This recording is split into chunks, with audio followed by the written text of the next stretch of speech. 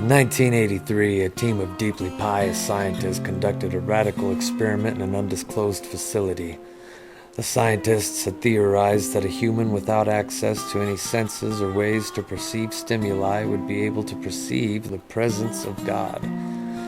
They believed that the five senses clouded our awareness of eternity, and without them, a human could actually establish contact with God by thought.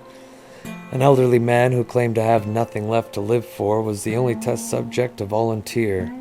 To purge him of all his senses, the scientists performed a complex operation in which every sensory nerve connection to the brain was surgically severed. Although the test subject retained full muscular function, he could not see, hear, taste, smell, or feel. With no possible way to communicate with, or even sense the outside world, he was alone with his thoughts. Scientists monitored him as he spoke aloud that his state of mind in jumbled, slurred sentences that he couldn't even hear. After 4 days, the man claimed to be hearing hushed, unintelligible voices in his head. Assuming it was an onset of psychosis, the scientists paid little attention to the man's concerns. 2 days later, the man cried that he could hear his dead wife speaking with him, and even more, he could communicate back. The scientists were intrigued, but were not convinced until the subject started naming dead relatives of the scientists. He repeated personal information to the scientists that only their dead spouses and parents would have known. At this point, a sizable portion of scientists left the study. After a week of conversing with the deceased through his thoughts, the subject became distressed, saying the voices were overwhelming. In every waking moment, his consciousness was bombarded by hundreds of voices that refused to leave him alone. He frequently threw himself against the wall, trying to elicit a pain response. He begged the scientists for sedatives so he could escape the voices by sleeping. This tactic worked for 3 days, until he started having severe night terrors. The subject repeatedly said that he could see and hear the deceased in his dreams. Only a day later, the subject began to scream and claw at his non-functional eyes, hoping to sense something in the physical world.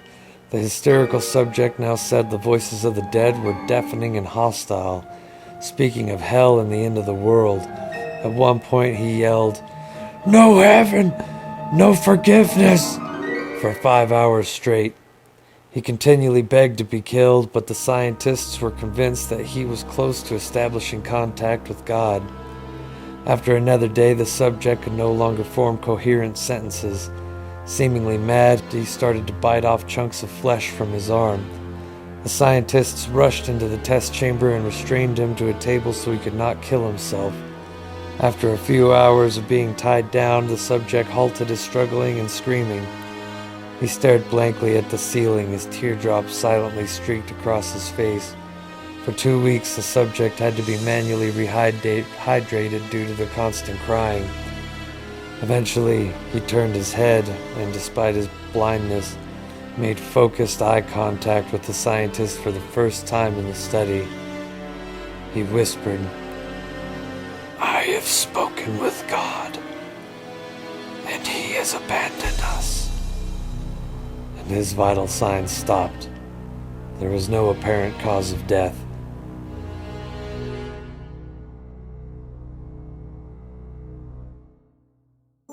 And that was Gateway to the Mind.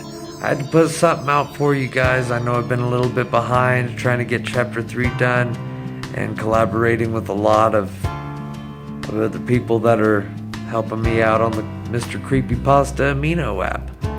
As part of the Horror Amino apps. If you're not already, join on there. And I promise I'm getting the ball rolling. It's just been so much going on between collaborating, getting stories written, figuring out what stories I should put up for you to watch. If you have any suggestions or stories that you'd like me to read, you can email me at detectivecreeps@gmail.com. You can follow me on Facebook at Detective Creeps, and you can click on one of the other videos below. Leave a like, comment, subscribe, and I'll see you in the next one. Don't die.